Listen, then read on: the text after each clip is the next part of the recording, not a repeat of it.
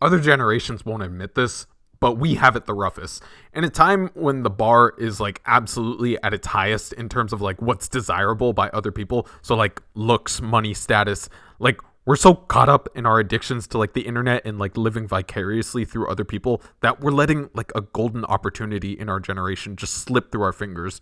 Like the problems we're dealing with, they're not new. Like the older generations, they had to deal with like looking presentable, getting a good job, and like balancing friends and family.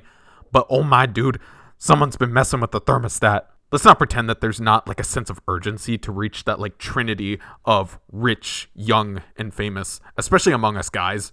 When we catch ourselves thinking about that 10 out of 10 waifu girl, there's that thought of how can I stand out, especially nowadays because like all the competition is online and it's competitive. Immediately our mind races to those three places. Like I can look better, I can make more money, I can have a large social media presence.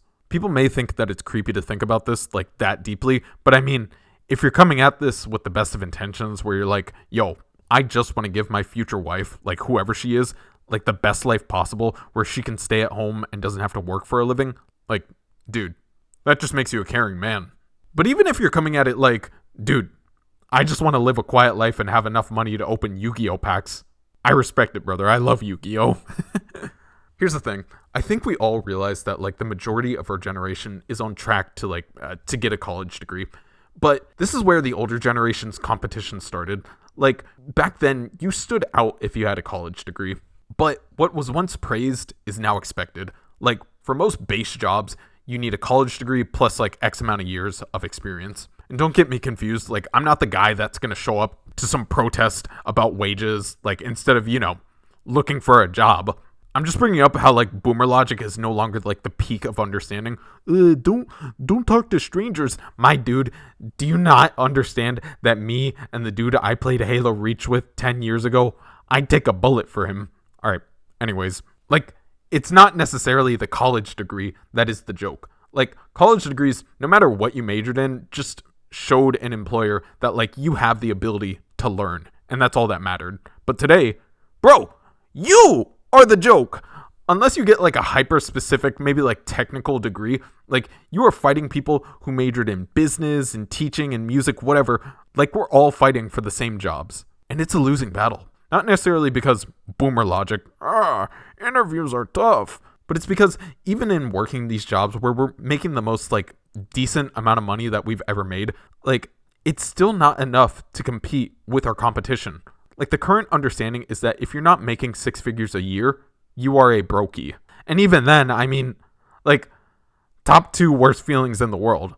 Number one, not having a job. Number two, having a job. Then you come home and then you're like, gosh, man, all right, I got to escape for a second. Like you go online and then you hear some gaming YouTuber who makes like 10 times your salary. Like he complains about how he has to upload once a week. Gosh, man. Just thinking about how preferable that situation is rather than having to spend like 4 years going into debt, like I think it can be easy to feel bitter towards these guys. You hear people drop the term maladaptive daydreaming a lot nowadays, where like you'll be listening to like a sound on TikTok and like pretending that it's you in the video or just like daydream about another scenario to the sound. I honestly don't think that this is anything new because like obviously people have always listened to music and like imagined that they were like hosting like a concert or like thought about their ex on a dirt road on top of their 1965 Chevrolet Silverado. I don't know, man. But I often think that we sometimes do this, especially today, to get that like little taste of like what it's like to be like a celebrity or an influencer. Because despite the front row seats we have right now to like the downfall of celebrity worship, because of all the crap between like the nexus point of like the Will Smith slap and then like the Diddy stuff, like I think that we recognize in the back of our heads that the way of the influencer is like, it is a semi-achievable way to hit the bar. Like it's almost become formulaic to like the path to looks, status, money is looks, status, and money. Example, like become a fitness influencer, get jacked, grow a following, start a course, do some partnerships. That's it. Although, like, side tangent, the fitness community has made, like, getting jacked, like, the most, like, unsexy, nerdy thing ever. The law of thermodynamics. Like, just pick up the thing, put it back down, and do that until you get tired. Just don't eat Oreos for every meal, and you'll be good. gosh, man, we don't have to overcomplicate things. I understand that not everybody wants to live by the standards of somebody's undiagnosed daughter and become an influencer, and I commend you because I am not there yet. But I think that this is one of those things where it's like the positives can outweigh the negatives. And I'm not talking about like the pitfalls of fame, but right now, some of us are not in a great place.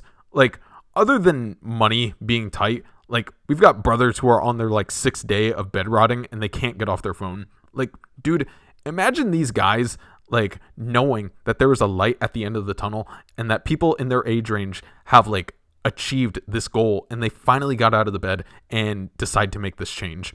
I love the concept of the butterfly effect because it supports the idea that somebody somewhere needs you to become that future version of yourself, and that there is something more that takes place between the time that we're born and the time that we leave.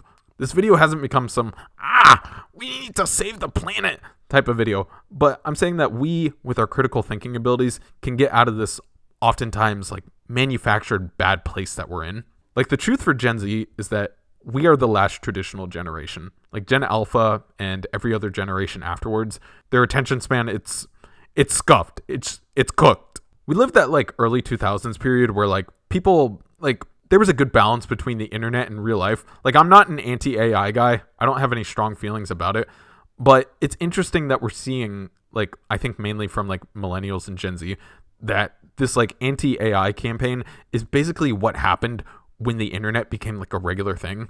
But back then it was people in Hollywood calling famous people on like early YouTube, they called them new media stars. Like, what an unsexy term. But generations after ours, they're just not going to have to think as critically as we do because it's like AI. Like, it's not going anywhere. So brother, I beg you, use your God-given talents and make something of yourself to help yourself out of that hole that you're in.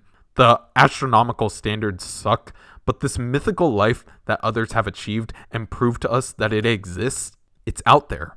And if we have to train to get the girl or work to get the house, like, it's worth getting out of bed for. God bless, guys, and don't forget, we're all gonna make it.